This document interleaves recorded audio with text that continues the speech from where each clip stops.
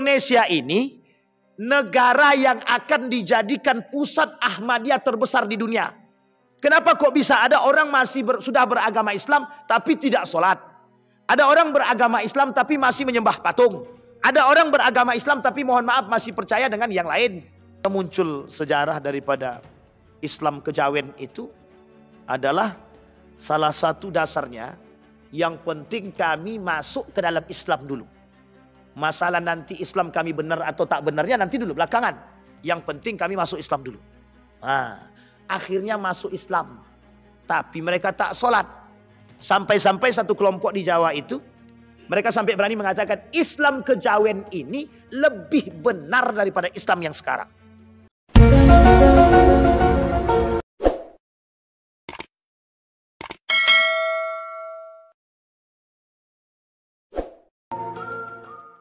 A'udzu billahi minasyaitonir rajim. Bismillahirrahmanirrahim. Assalamualaikum warahmatullahi wabarakatuh. Alhamdulillahirabbil alamin. Alhamdulillahilladzi an'ama bi ni'matil iman wal islam bihima tatimmus shalihat. Asyhadu an la ilaha illallah wahdahu la syarikalah. Wa ashhadu anna Muhammadan abduhu wa rasuluh la nabiyya ba'd. Allahumma salli wa sallim wa barik ala hadzal nabiyil karim. Allahumma salli ala Muhammad wa ala ali Muhammad fil alamin innaka Hamidum Majid. Ya ayuhan nasu taqu rabbakumul ladzi khalaqakum min nafsin wahidah wa khalaqa minha zawjaha wa batha minhuma rijalan katsiran wa nisaa wattaqullaha alladzi tasaaluna bihi wal arham innallaha kana 'alaikum raqiba.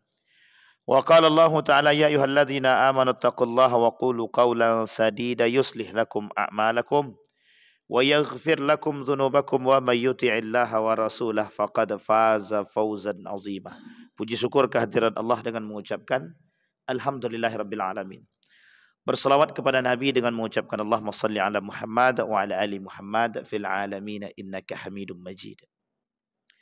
Bapak Ibu sekalian yang berbahagia, mudah-mudahan Allah melimpahkan rahmat dan karunia-Nya kepada kita semua.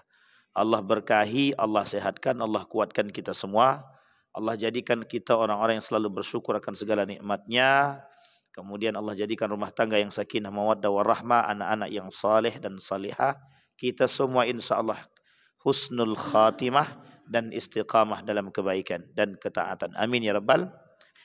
Baik Bapak Ibu sekalian yang berbahagia, kita lanjutkan kajian kita Bapak Ibu tentang persoalan penyimpangan akidah. Persoalan penyimpangan akidah ini memang persoalan yang remeh-temeh tapi berat. Nah, itu gimana maksudnya itu? Ringan tapi berat. Karena persoalan akidah ini atau pendangkalan atau penyimpangan akidah ini sampai kapanpun tak akan selesai. Dan akan terus terjadi perkembangan dalam pendangkalan dan penyimpangan akidah. Saya ambil contoh pada masa dahulu dalam sejarah. Syekh Ramadan Al-Buti itu menyampaikan ada 3 gerakan aliran sesat yang sengaja dibuat oleh Inggris. Itu sengaja dibuat, sengaja. Ada 3 gerakan aliran sesat yang sengaja dibangun oleh Inggris untuk melawan Islam itu sendiri dari dalam. Jadi kalau dari luar itu enak jihadnya enak. Orang kafir Islam semangat jihad. Sekali perintah jihad, jihad semua. Resolusi jihad kita ambil contoh Kiai Haji Hasyim Al-Asy'ari. Cuman perintahkan mengeluarkan fatwa jihad, keluar semua, jihad semua. Nah, itu fatwanya Kiai Haji Hasyim Al-Asy'ari. Bagaimana kalau yang berfatwa itu ulama terbesar di dunia? Misalnya. Wah, itu semua setuju. Nah, itu kalau musuhnya zahir. Makanya kalau kata ulama-ulama Nahdliyin itu, perang jihad di akhir zaman itu jihad yang harus ditampakkan. Tapi bukan jihad dalam urusan perperangan gitu deh. Tapi betul-betul berjihad melawan pola pikir. Karena sistem pendangkalan akidah itu terjadi secara terstruktur. Masif, terstruktur. Dan ini banyak kasusnya Bapak Ibu. Pendangkalan akidah begini. Penyimpangan. Kemarin kita sudah bahas poin pertama daripada penyimpangan akidah itu. Ada 5 hal, bahkan ada ulama yang lain menambahkan lebih daripada 5 sebab terjadinya penyimpangan akidah dan pendangkalan itu. Satu di antaranya, nomor 1 itu kebodohan. Kebodohan terhadap pemahaman akidah yang sahih. Kita ambil contoh misalkan. Meskipun sudah klarifikasi, tapi sempat viral. Contohnya MTA. Tahu MTA? Majelis Tafsir Al-Quran. Pecahan Muhammadiyah. Dulu dari Muhammadiyah itu keluar orangnya, bangun sendiri. Itu deklarasinya aja di Sportorium Muhammadiyah. MTA ini sempat dulu rame dan diperbincangkan di khalayak ramai sampai banyak yang turun tangan. Termasuk Majelis Ulama Indonesia. Tentang persoalan pemahaman mereka terhadap 2 binatang yang diharamkan. Satu guguk, yang kedua khinzir. Nah, itu susah mentafsir membahasakannya. Satu dia dog lah, apa nama kalbun. Yang kedua khinzir. Tahu khinzir Pak? B1, B2. Sampai mereka berani mengatakan dari sebagian kalangan itu, tapi sebelum klarifikasi ya. Setelah klarifikasi mereka sudah membenarkan pemahaman itu. Kata mereka bahkan kalau cacing pita itu, kalau sudah dibersihkan cacing pitanya, yang menyebabkan keharamannya, maka hilanglah keharaman itu. Jadi penyebab keharaman itu adalah cacing pita. Penyebab B1 itu. Diharamkan itu adalah cacing pita. Jadi kalau dibersihkan cacing pita itu selesai. Bersih. Oh bukan, jangan salah Pak. Ini pemahaman yang tenar ketika itu. Banyak kalangan-kalangan sarjanawan mencoba memahami konsep ini. Benar. Kan penyebab pasti ada sebab kenapa diharamkan. Gitu dia pola pikirnya. Kan ada sebab kenapa diharamkan. Setelah dicari tahu ternyata disebabkan pengharaman adalah cacing pita. Ya tinggal bersihkan. Kata mereka. Kalau sudah dibersihkan cacing pita, berarti kan sudah boleh. Makanya apapun yang berkaitan dengan B1 dan B2 ini, yang apa penyebab keharamannya? Sehingga bermunculan tafsir yang lain, pemahaman yang lain. Dari gaya berpikir yang sama. Apa itu contohnya? Sesuatu yang sudah dibersihkan dari yang haram tadi itu dibolehkan. Kulit babi, minyak babi, dan lain sebagainya. Itu diperbolehkan. Coba lihat sekarang. Makanan mana yang tidak pakai campuran minyak babi? Sedikit sekali. Banyak yang menggunakan makanannya pakai campuran minyak babi. Enak gitu deh. Karena memang berbeda gitu deh. Pakai minyak babi itu lebih terasa nikmatnya ketimbang tidak. Gitu. Coba bayangkan tuh. Nah, kembali kepada poin. Ini persoalannya apa? Tafsir. Kata Syekh Ramadan Al-Buti, 3 gerakan atau aliran yang sesat yang muncul yang disebabkan kemunculannya atau memang sengaja dibuat oleh Britani Inggris. 1. Ketika itu namanya Britani. Yang pertama namanya Ahmadiyah. Ahmadiyah ada muncul di India. Yang kedua Bahai. Muncul di Mesir. Yang ketiga Wahabi. Wahabiyah Muhammad Abdul Wahab Rustum. Itu muncul di Saudi. Itu kata Syekh Ramadan Al-Buti sengaja dibuat 3 golongan itu. Dan tujuannya untuk menyesatkan. Kita lihat nanti Bapak Ibu. Betul nggak itu? Dampak daripada kebodohan pemahaman akidah yang sahih di tengah umat muslim hari ini. Kita ambil contoh. Mirza Ghulam Ahmad. Pimpinan daripada Ahmadiyah. Di mana? Di India. Pada tahun berapa Bapak Ibu? Ada yang tahu Bapak Ibu pada tahun berapa Mirza Ghulam Ahmad ini di India itu? 1839. 1839 terkenal Ahmadiyah. Salah satu aliran atau ajaran yang disampaikan adalah bahwa diri dia adalah nabi yang paling utama. Nabi Muhammad itu bukan nabi terakhir. Bahwa Ahmadiyah Mirza Ghulam Ahmad ini adalah salah satu nabi yang paling utama. Dan itu Bapak Ibu, dampak daripada kita tidak memiliki akidah yang sahih. Kalau kita tak memiliki akidah yang benar, maka kita akan mengikuti paham Ahmadiyah. Akan mengikuti. Kenapa? Ketidaktahuan kita tentang nabi yang terakhir, betul-betul terakhir. Allah berkata bahwa Nabi Muhammad akhirul anbiya, nabi yang paling terakhir, tidak ada lagi nabi setelahnya. Bagaimana orang tahu? Pelajar Pak, harus belajar. Kalau mereka tak belajar, kebodohan. Makanya orang yang mudah mengikuti daripada ajaran-ajaran sesat ini, kata majelis ulama, banyak yang mengikuti ajaran sesat ini. Penyebab pertamanya itu kedangkalan dan kebodohan dalam memahami akidah itu. Ini zahir Pak Ustaz. Ya memang. Ini yang paling jelas.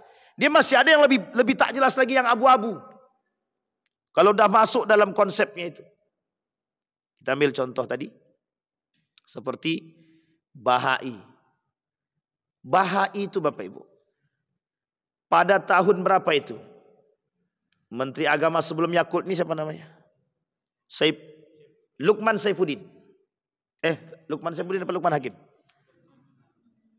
Itulah pokoknya. Pokoknya Lukman. Bukan Lukman Hakim. Lukman Saifuddin kalau nggak salah. Jadi Lukman ini, Menteri Agama ini, punya ide menghapuskan kolom agama. Terindikasi ternyata setelah bertemu dengan 3 golongan. 1, Ahmadiyah. Yang kedua, Al-Jami'ah. Yang ketiga, Syiah. Setelah ketemu itu oleh para pengamat itu, muncul kebijakan menghilangkan kolom agama di KTP. Coba dibayangkan kalau seandainya kolom agama itu benar-benar dihilangkan. Jadi semua orang itu akan kebingungan. Yang paling untung itu siapa? Ada namanya penganut kepercayaan. Jadi orang zaman dahulu itu Bapak Ibu, mereka tidak beragama, tapi penganut kepercayaan masa dulu. Sehingga kemarin nuntut kepada pemerintah, kenapa kami tidak dimasukkan dalam kolom agama? Agama yang terdaftar itu Islam, Kristen, Hindu, Buddha, Konghucu. Tambah satu lagi sekarang Bahai namanya. Itu pada masa Lukman itu. Itu 6. Kata mereka protes. Loh kami orang yang pertama kali. Agama pertama kali, kepercayaan pertama sekali. Kok kami nggak dimasukkan dalam undang-undang bahwa agama resmi? Karena waktu itu bukan agama, kepercayaan penghayatan. Kepercayaan penghayatan itu. Dan itu kepercayaan dan penghayatan ini itu sebelum adanya negara Republik Indonesia. Mereka nuntut Pak, nuntut untuk dimasukkan dalam kolom agama, dalam kolom KTP, bahwa mereka itu agama. Itu bukan agama, kepercayaan. Dan masih ada Bapak Ibu, masih ada yang menganut seperti ini, masih ada. Salah satunya orang-orang yang tinggal di pedalaman. Itu masih ada. Nah, kembali kepada poin tadi Bapak Ibu. 3 golongan. Itu disebabkan karena kebodohan. Atau disebabkan karena kelebihan yang tidak berdasarkan pada ilmu yang mumpuni. Kita ambil contoh. Ada orang yang sholat, tahu dia sholat itu wajib, tapi dia tak pelajari bagaimana gerak sholat. Tidak dia pelajari gelak sholat. Sehingga yang terjadi apa? Kira-kira sholatnya bermanfaat apa tidak? Benar apa tidak? Kalau yang tak tahu gerakan sholat. Dan itu ada alirannya. Sholat tanpa busana, sholat tanpa gerak, sholat pakai hati. Itu ada alirannya Pak. Kami temukan itu. Aliran-aliran seperti ini saya temukan. Dia tak sholat pakai pakaian sehelai benang pun. Dia sholat di rumah saja. Suami istri sholat di rumah tanpa sehelai benang pun. Pemahaman yang mana? Untuk menyatakan bahwa semua pakaian itu pada hakikatnya kotor. Jadi perlu ada kesucian. Nah untuk mensucikan itu lepaskan pakaian. Nah, coba bayangkan itu. Nah, ini gimana coba pemahaman itu? Yang kedua, mereka tak sholat pakai gerak. Tapi cukup sholat dalam hati. Gitu. Itu juga aliran. Apakah mereka tidak mengetahui? Mengetahui. Bukan tidak mengetahui. Justru mengetahui. Tapi karena dangkalnya pemahaman tadi. Dan tidak luasnya ilmu pemahaman dia. Terjerumuslah dalam taklid buta. Mengikuti gerakan-gerakan aliran yang memang tidak berdasarkan kepada pemahaman yang sahih. Maka kata para ulama, sebab terjadi penyimpangan akidah itu adalah karena dangkalnya terhadap atau kebodohan terhadap pemahaman akidah yang sahih. Nah akidah yang sahih itu yang bagaimana? Nah, itu sudah Bapak Ibu pelajari. Rukun iman, rukun Islam itu penting. Karena itu tonggaknya Bapak Ibu. Kalaulah rukun imannya itu ditambah, ya sudah tak bisa lagi. Kata Syiah bisa. Kata Syiah bisa. Kenapa Syiah itu terindikasi aliran sesat? Karena dalam pemahamannya ada tambahan. 1 Imam 12, tambahan kedua Ali bin Abi Thalib.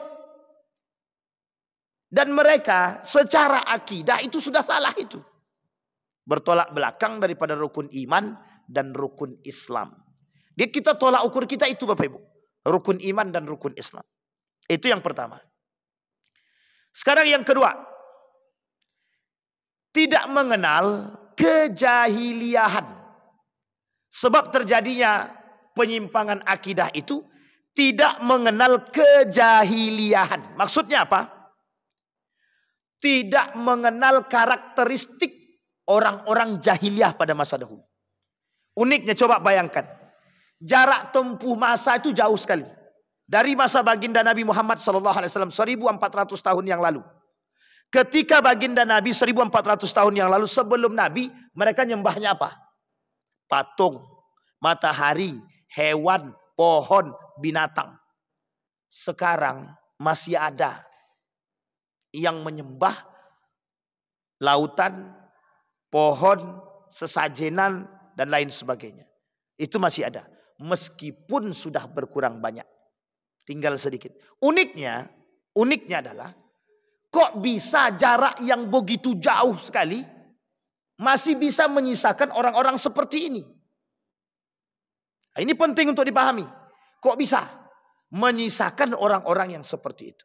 Dan lebih parah lagi dan lebih daripada jahiliyah lagi. Pemahaman konsep jahiliyah itu. Yang pertama itu ada namanya zannal jahiliyah. Berfikir seperti orang jahiliyah. Karakter dalam Al-Quran. Jahiliyah itu ada 4. Satu diantaranya zannal jahiliyah. Berpikir seperti orang jahiliyah.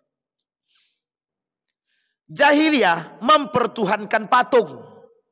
Waktu itu agama mereka itu bukan Islam. Sekarang agamanya Islam yang disembah makhluk hidup. Itu lebih berpahala, lebih berbahaya daripada jahiliyah masa dahulu. Nah, ini kata Buya Hamka yang disebut dengan syirik modern. Syirik modern. Saking lebih jahiliyahnya sekarang itu. Yang disembah itu makhluk hidup. Dan beragama Islam. Dulu mereka tak berilmu karena kejahiliahan. Kalau sekarang bukan. Ilmu yang kebablasan justru membuat dia semakin terjerumus dalam langkah yang salah. Itu faktornya satu. Kurangnya iman. Atau terpengaruh. Atau brainwash, cuci otak. Kenapa kok banyak orang bisa dicuci otaknya ikut teroris dan lain sebagainya? Mohon maaf Bapak Ibu, kedangkalan pemahaman terhadap akidah yang benar, kedangkalan terhadap pemahaman nilai-nilai agama yang sahih. Itu sangat banyak.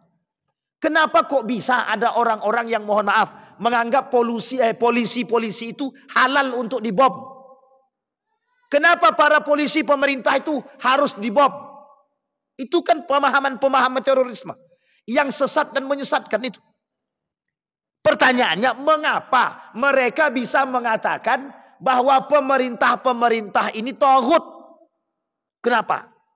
Sampai mereka berani serang, pakai bom di badan, amartir, bom bunuh diri namanya. Sampai sebegitunya. Apa yang mereka pelajari sampai bisa pemahamannya bisa sesesat itu? Dan itu bukan berarti mereka tidak berilmu. Itu disebabkan brainwash, cuci otak. Bukan tanpa sebab. Ini poin penting Pak. Jadi jangan salah Pak. Sasaran hari ini untuk cuci otak terhadap kesesatan itu bukan yang tua-tua, tapi anak muda yang punya semangat, yang punya kekuatan. Nanti setelah dicuci otaknya, baru dilatih militernya Pak. Akhirnya yang terjadi pemberontakan. Inilah yang disebut dengan teroris. Dan itu bukan tidak ada. DII, TII, Daulah Islamiyah Indonesia. Itu mereka semua dampak daripada cuci otak. Dampak daripada kedangkalan pemahaman kemudian bertemu dengan orang yang kemudian mencuci otak mereka. Mereka lakukan tekanan kepada mereka sehingga terjadi perubahan. Itu berat Bapak Ibu. Berat. Makanya hati-hati Bapak Ibu. Persoalan persoalan aliran-aliran yang sesat ini itu sangat berbahaya. Apalagi di tengah anak-anak muda kita saat ini. Dan itu cukup membuat kita sangat-sangat kesusahan. Kenapa? Karena harus mencoba menerima dengan akal. Dan ini menjadi persoalan kita. Coba bayangkan. Anak-anak muda yang ikut berperang.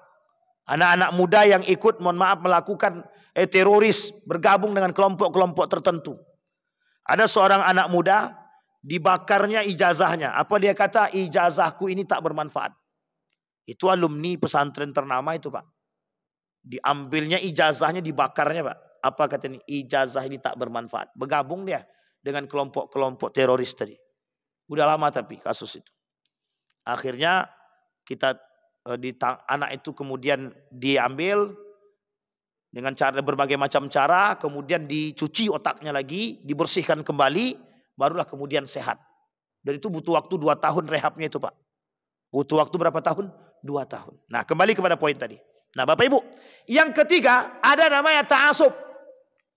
Dan fanatik. Ini sudah kita sampaikan juga. Fanatik dan ta'asub ini Bapak Ibu sekalian yang berbahagia. Oh ini lebih berbahaya ini. Lebih berbahaya. Kenapa disampaikan persoalan ta'asub ini, fanatik ini? Orang hari ini itu bukan ta'asub agama.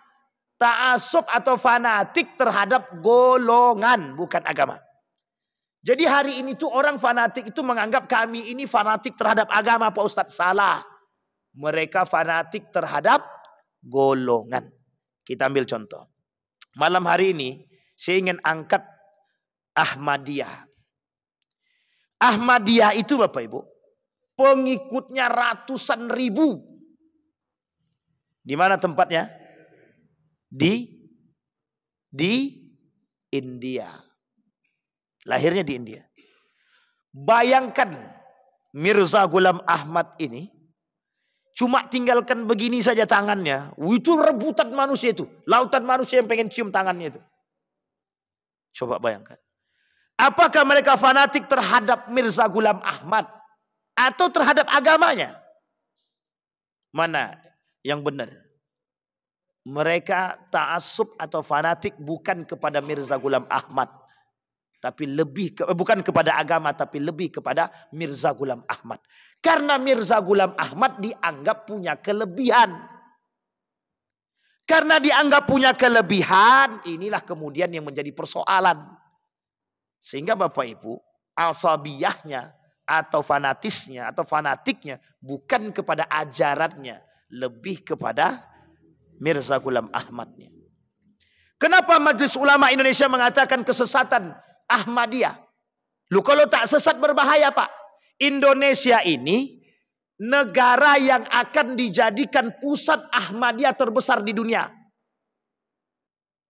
Indonesia. Apa kata mereka? Kita lihat dalam hasil perkumpulan mereka dan fatwanya mereka. Kata mereka pada tahun 2000 sampaikan, saya tegaskan kepada kalian semua bahwa Indonesia pada akhir abad baru ini akan menjadi negara Ahmadiyah terbesar di dunia, insya Allah. Coba bayangkan. Ada ketakutan dari negara tetangga, Malaysia, akan bermunculan kembali paham-paham Ahmadiyah. Akan bermunculan kembali. Meskipun sudah mulai tersingkirkan, mulai bermunculan. Maka kita perlu paham aliran sesat seperti ini. Sampai-sampai pusat pertama Ahmadiyah yang di India ini membangun pusat selanjutnya di Inggris, bekerja sama ketika itu, dan kemudian mencari negara yang lain sebagai acuan terbesar di dunia. Yang menjadi sorotannya adalah Indonesia. Kenapa? Ada alasannya, ada. Karena mudahnya mengajak masyarakat Indonesia untuk masuk dan mencuci otak mereka. Coba bayangkan Bapak Ibu. Artinya apa? Kedangkalan terhadap pemahaman. Artinya apa? Kenapa kok bisa ada agama kejawen? Kenapa kok bisa ada orang sudah beragama Islam tapi tidak sholat? Ada orang beragama Islam tapi masih menyembah patung. Ada orang beragama Islam tapi mohon maaf masih percaya dengan yang lain. Ini masih banyak, Pak, masih banyak. Maka muncul sejarah daripada Islam kejawen itu adalah salah satu dasarnya, yang penting kami masuk ke dalam Islam dulu. Masalah nanti Islam kami benar atau tak benarnya nanti dulu, belakangan. Yang penting kami masuk Islam dulu. Akhirnya masuk Islam. Tapi mereka tak sholat. Sampai-sampai satu kelompok di Jawa itu, mereka sampai berani mengatakan Islam kejawen ini lebih benar daripada Islam yang sekarang. Sampai setegas itu, Pak. Ketika dilakukan wawancara di daerah Gunung Kidul itu. Kenapa Bapak masih Islam kejawen? Apa jawaban dia? Islam kami kejawen meskipun tidak sholat jauh lebih benar daripada Islam yang sekarang. Kami berkomunikasi dengan Tuhan, katanya.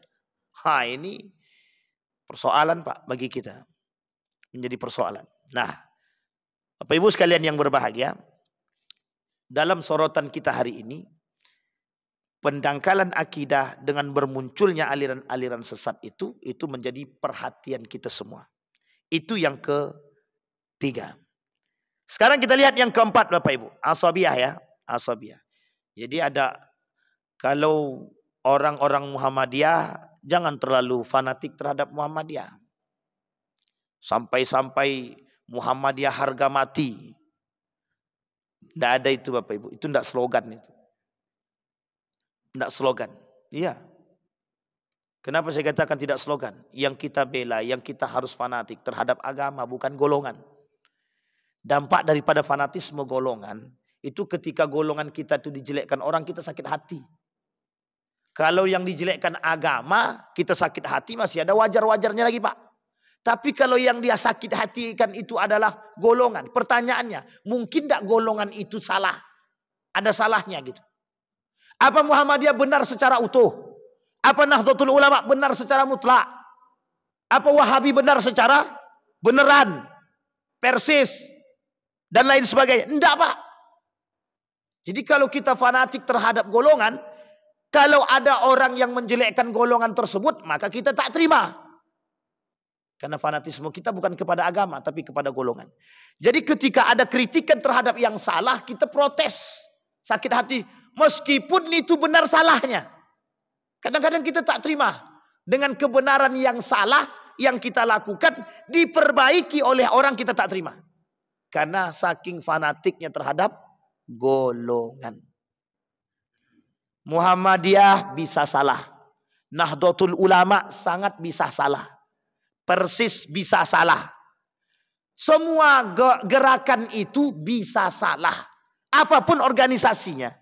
Itu semuanya bisa salah. Bukan tak bisa salah. Bisa salah. Hanya saja kita bisa ndak menerima kebenaran dari jalur yang lain. Yang mengkoreksi kesalahan yang kita buat. Kalau kita fanatiknya terhadap agama, kita pasti bisa terima. Tapi karena kita ta'assubnya kepada golongan, gerakan, organisasi, jadi kita tidak terima orang-orang yang menjelek-jelekkan kita. Baik, yang keempat, taklid buta. Nah, ini yang terjadi. Kenapa banyak pengikut daripada Ahmadiyah? Taklid buta.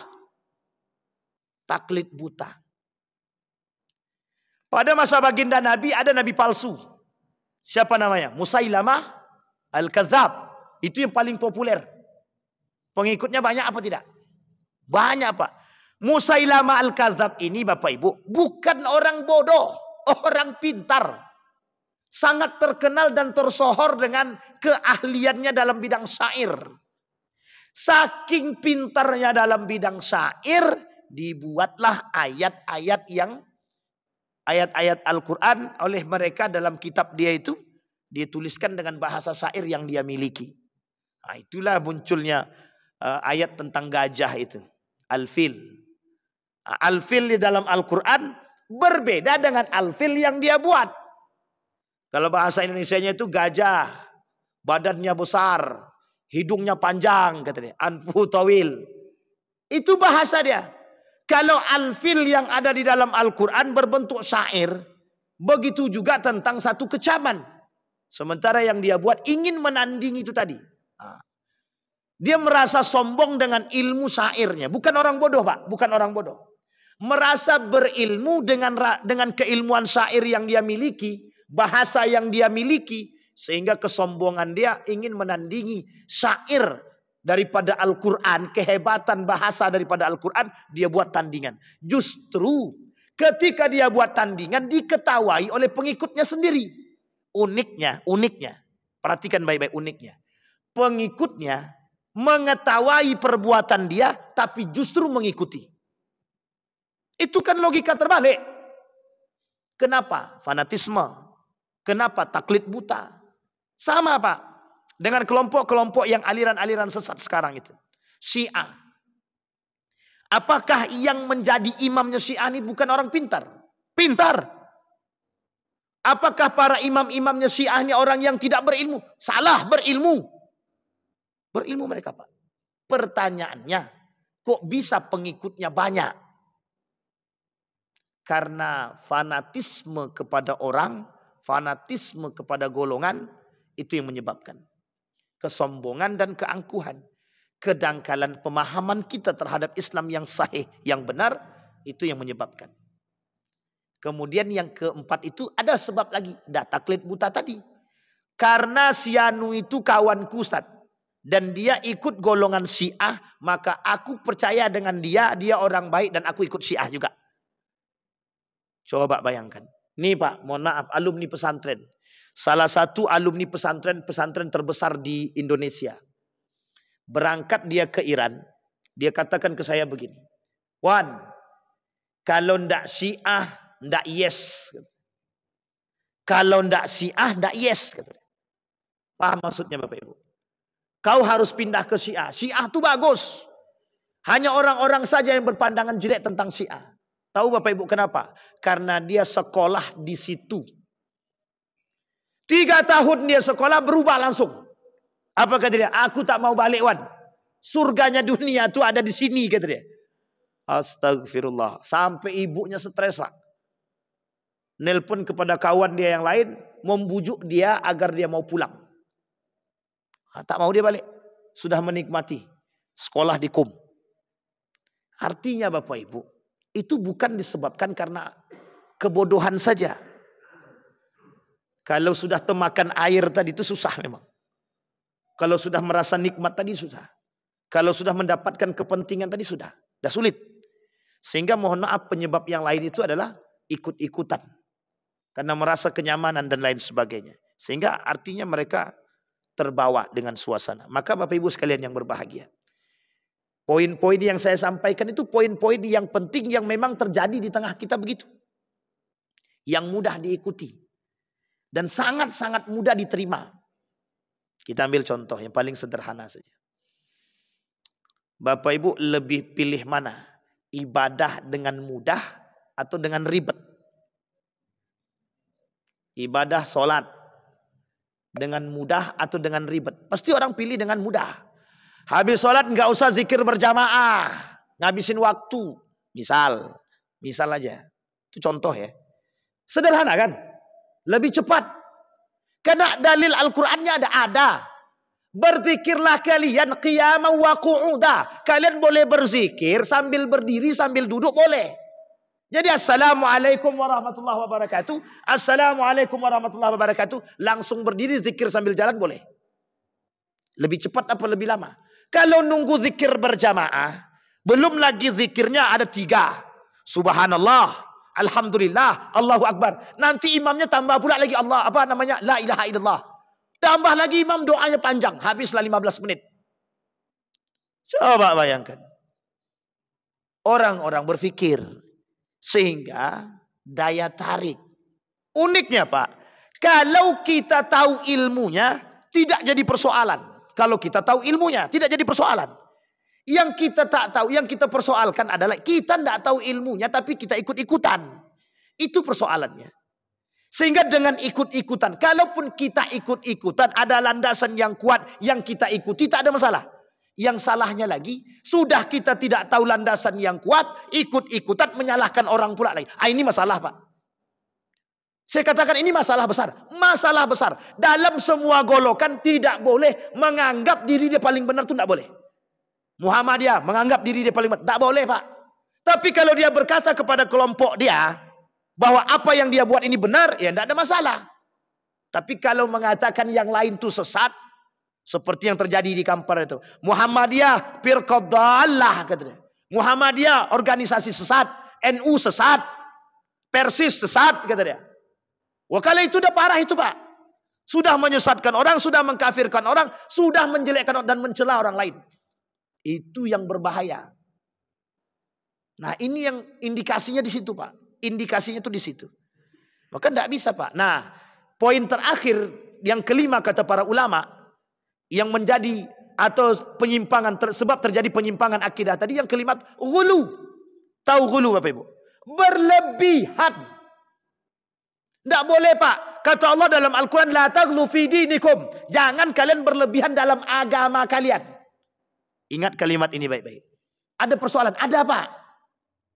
Orang hari ini tuh tanpa ilmu berlebihan dalam beragama. Kita ambil contoh, suami istri bisa berkelahi, bisa mau bercerai hanya karena soal sujud. Kaki duluan atau tangan duluan. Itu bisa berkelahi Pak, mau bercerai. Apa kata dia kepada saya? Bahkan mohon maaf ini kasus kawan saya sendiri. Wan katanya, Ana mau tanya sama ente. Boleh, boleh Nabi lagi itu. Apa? Ana mau beristrikan orang dengan kelompok si A. Sementara Ane ini orangnya beginilah gitu. Itu apa kata dia Wan? Apa? Ane ini orang gak sunnah kata dia. Karena masih merokok. Oke. Kalau persoalan itu prinsip sebelum menikah silahkan. Misal perempuan yang gak suka dengan laki-laki merokok wajar tak wajar? Wajar. Yang menjadi masalah bukan itu. Apa dia kata? Kau ini sudah tak sunnah, melakukan perbuatan tercela kata dia. Islammu nggak benar kata dia. Wah itu lebih berbahaya itu Pak. Sampai-sampai bisa mengindikasikan orang atau mengidentifikasi orang dengan Islam yang nggak benar. Itu alumni pesantren Pak yang tidak dibenarkan itu. Kawan satu sekolah dibilangnya Islamnya nggak benar. Rukun imannya masih sama. Rukun Islamnya sama, nggak ada yang berbeda. Tapi dianggap tidak sejalan dengan mereka. Dan itu frontal Pak. Itu muskilah. Pertanyaannya saya kembalikan kepada kawan saya. Bagaimana pemahaman dia tentang Islam itu? Ketika ditanya begitu dia nggak bisa jawab. Kami menjalankan apa yang sesuai dengan yang dikatakan oleh baginda Nabi Muhammad SAW. Kalau cuma sampai di situ Bapak Ibu, selesai kita Pak. Selesai. Tahukah selesai? Tidak bisa kita memperdebatkan hal demikian Pak. Persoalan ini berat dan panjang. Dan yang melihat Nabi beribadah itu tidak satu orang. Yang melihat Nabi beribadah itu tidak satu orang. Di belakang Nabi itu sahabat 60 orang. Sangat mungkin terjadi perbedaan. Coba bayangkan. Hadisnya cuma berbeda satu tingkatan. Hadis pertama tentang turun pakai tangan. Hadis kedua itu dengan pembahasan lain. Hadis yang ketiga turun pakai lutut. Nah, coba bayangkan karena ketidakpahaman kita terhadap ilmu tadi. Kita ambil contoh. Orang takbirnya begini. Allahu Akbar. Ada yang takbir begini, Allahu Akbar. Apa kata dia? Sesat tuh yang takbir begini itu. Jangan salah men, sesatkan dulu. Nah, itu kedangkalan pemahaman. Yang lebih berbahaya lagi gulu ini. Apa yang kita sebut dengan bahayanya gulu? Berlebihan. Yang dimaksud dengan berlebihan itu cuma satu Pak. Cuma satu pemahamannya. Menganggap diri paling benar. Sehingga dampak daripada menganggap diri paling benar, mengkafirkan, menyesatkan, dan membid'ahkan orang lain. Itu yang akan muncul. Dari pemahaman yang sangat berbahaya itu. Dan ingat Bapak Ibu, pemahaman seperti ini kata para ulama, ini pemahaman yang berbahaya. Sangat berbahaya sekali. Loh, ini kita nggak kemana-mana ya Bapak Ibu ya. Tapi ini poinnya kata para ulama, ghulu. Boleh nggak kita mendalami ilmu agama? Boleh Pak, tak ada salah. Kita tidak dipersoalkan. Bahkan kita ini radikal terhadap agama. Wajib. Radikal terhadap agama itu wajib. Yang dilarang itu radikalisme. Ekstremisme. Yang dibenarkan itu radikal. Mendalami ilmu agama itu radikal namanya. Bapak Ibu sholat 5 waktu di masjid. Itu namanya radikal namanya. Radikalisme kalau Bapak Ibu mencaci maki orang lain. Dan menyalahkan yang lain. Menganggap kita paling benar. Dan yang tidak sejalan dengan kita, kita harus bunuh. Kita harus asingkan. Nah, itu yang disebut dengan radikalisme dan ekstremisme. Nah, sampai di sini bisa dipahami Bapak Ibu ya. Nah, ini poin penting. Nah, sekarang 5 poin tadi Bapak Ibu. 5 poin ini akan Bapak Ibu temukan. Maka insya Allah kalau kita bertemu lagi dengan izin Allah. Kalau tak ketemu berarti dengan izin Allah juga. Akan kita sampaikan poin bagaimana cara kita selamat dan bagaimana cara kita memilah itu. Agar kita bisa tahu mana yang benar, mana yang tidak benar. Dan mana golongan-golongan. Tidak semuanya sesat. NU, tidak bisa Bapak Ibu bilang sesat itu. Muhammadiyah, tidak mungkin Bapak Ibu bilang sesat. Persis juga nggak bisa kita bilang sesat. Jamaah tablik, nggak mungkin kita bilang sesat Pak. Selagi rukun Islam dan rukun imannya itu benar. Kita bahas di dalam bukunya Risalah Ahlus Sunnah wal Jamaah karangan Syekh Hasim Al-Asy'ari. Kalau dalam karangan beliau ini agak aman sedikit. Tapi kalau dalam karangan yang lain kita sampaikan, itu agak berbeda sedikit. Jadi karangan-karangan ini juga menjadi poin penting. Buku itu menjadi persoalan juga Bapak Ibu. Oke Bapak Ibu sekalian yang berbahagia, mudah-mudahan ada manfaat bagi kita semua. Fa'tabiru ya ulil absar la'allakum tuflihun. Assalamualaikum warahmatullahi wabarakatuh.